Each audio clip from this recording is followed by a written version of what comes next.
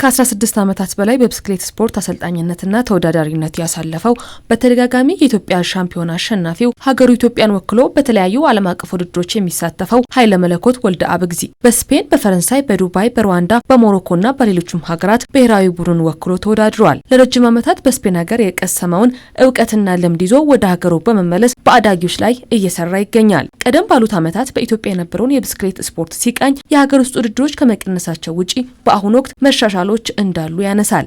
ቀሪ የቤት ስራዎች ሳይዘነጉ ድሮ በብዛት ስልጠናዎች አይገኙም ነበር። የውጭ እንዲሁም ኢንተርናሽናል ላይ ተወዳዳሪ ሂዶ ማዳሊያ የማምጣቱ በተለይ በሴቶች እና ወንዶች አይታወቅም ነበር። በአሁኑ ሰዓት ግን ሂደክ ጥሩ ውጤት የማምጣት ክለቦችን የመግባት አለና ከድሮው ይሄ ትንሽ ደህና የሆነ ይመስለኛል ማለት ነው። ተወዳዳሪዎች ለዓለም አቀፍ ውድድር አስፈላጊውን ዝግጅት አድርገው ነገር ግን በፋይናንስ እጥረት ምክንያት በውድድሮች ላይ ሳይሳተፉ ከህልማቸው ሳይገናኙ ይቀራሉ። ጥሩ አቅም ገንብቶ ይሄ ውጤት ያመጣል ብለህ የምትጠብቀው አንድ ተወዳዳሪ በጀት የለኝም ተብሎ ሲቀር ታያለህና ይሄ እውነት ለመናገር በጀት ከማጣት ሳይሆን ከግንዛቤ ከትኩረት ማጣት ብዬ ነው የምገምተው ማለት ነው። አፍሪካ ላይ ሆኖ ለዓለም የሚያዳርስ አቅም ገንብቶ ነው ቀላል ነው። በአፍሪካ ደረጃ ኤርትራኖች ሂደው ቱር ደ ፍራንስ ላይ እነ ቢኒያም ሲያሸንፉ ይሄ አቅም ሳይኖረን ሆኖ ሳይሆን የሚያደርሰን እዛ ቦታ ላይ አቅማችን እንድናሳይ የሚከፍትልን በር ነው የታጣው ብዬ ነው የማምነው። በኢትዮጵያ በርካታ አቅምና ክህሎት ያላቸው ተተኪ የብስክሌት ስፖርተኞች ቢኖሩም በግንዛቤ እጥረት ለስፖርቱ የሚሰጠው ትኩረት አናሳ ነው ባይ ነው አሰልጣኙ።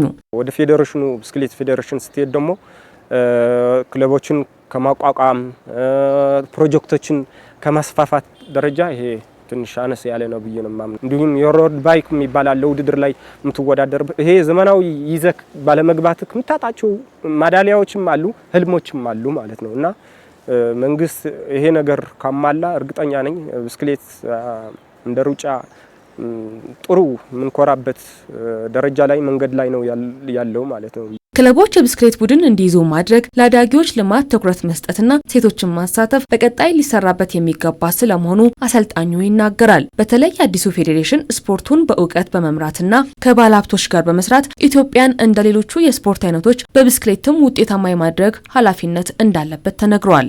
ትላልቅ ኢንቨስትመንት የሚሰሩ ባለሀብቶችም አሉ። እነዚህ ፌዴሬሽኖች እያንኳኩ ስፖንሰር እየጠየቁ ክለቦች እንዲቋቋሙ እንዲሁም ሴቶችም በአሁኑ ሰዓት እውነት ለመናገር ምንኮራባቸው ሴቶች በዓለም ሻምፒዮናው እስከ ውጤት ማምጣት ማዳሊያ እስከ አፍሪካ ሻምፒዮን የሚያመጡ ሴቶች አሉ።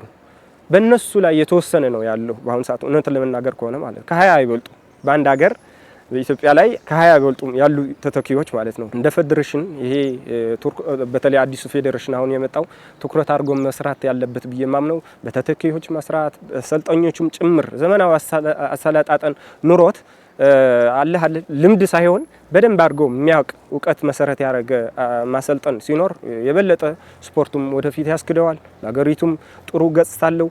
አቅም እንዳለንም በሁለት በሶስት ልጆችም የተመሰረተ አይሆንም ሰፋ ሲል ማለት ነው።